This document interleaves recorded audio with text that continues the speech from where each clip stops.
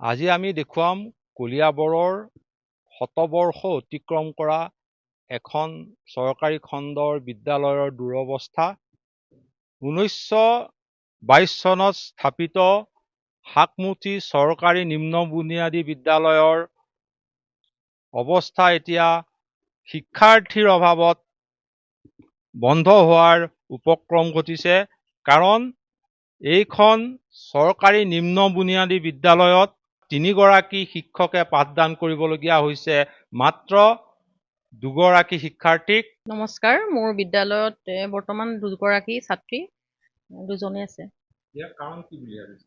কাৰণ মানে মেইনলি মই যেতিয়া প্ৰথম 2015 চনতে ইয়াত জইন কৰিছিলোঁ, তেতিয়া ষ্টুডেণ্ট কম আছিলে, 28 জন আছিলে। আৰু তাৰ পৰা কমি আহি এই 2 গৰাকী হ'ল।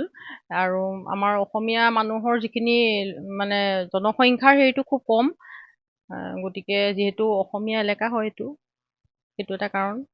আৰু প্ৰাইভেট স্কুলত মানে বেছি ষ্টুডেণ্ট যিকেইটা মানে আছে সেইকেইটা প্ৰাইভেট স্কুলত দিছে। চৰকাৰী খণ্ডৰ স্কুল বহুত ষ্টুডেণ্ট বহুত কমি গৈছে। এনেদৰেই আমাৰ যিসকল অভিভাৱক আছে তেওঁলোকে ভাবে যে ব্যক্তিগত বিদ্যালয়ত পঢ়ালে তেওঁলোকে ভৱিষ্যত জীৱনটো ভাল হ'ব, কিন্তু তেনেকুৱা নহয়। আমাৰ এইখন বিদ্যালয়তে পঢ়ি ডক্তৰ হৈছে, উকিল হৈছে, গতিকে তেওঁলোকে এই দিশটোৰ প্ৰতি সজাগ নহয়। তাৰোপৰি তেওঁলোকে ভাবে যে ব্যক্তিগত বিদ্যালয়ৰ আন্তঃগাঁথনিৰ সুবিধা ইয়াতকৈ বহু পৰিমাণে বেছি, আৰু ছাত্ৰ ছাত্ৰীৰ সংখ্যা বেছি হ'লে খেলা ধূলা এইবিলাকৰ সুবিধা হয় সেইবুলি ভাবে।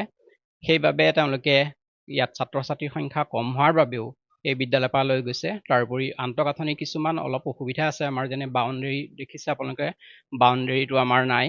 তাৰোপৰি বিদ্যালয়ৰ কিছুমান ৱাল খহি গৈছে।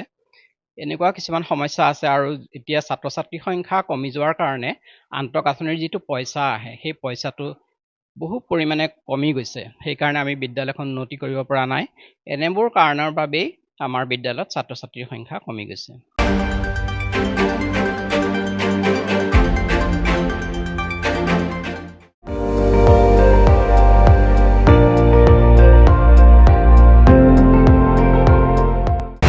আপুনি চাই আছে ND24, সৰ্বশ্ৰেষ্ঠ নহয় সৰ্বোত্তমৰ দৌৰত।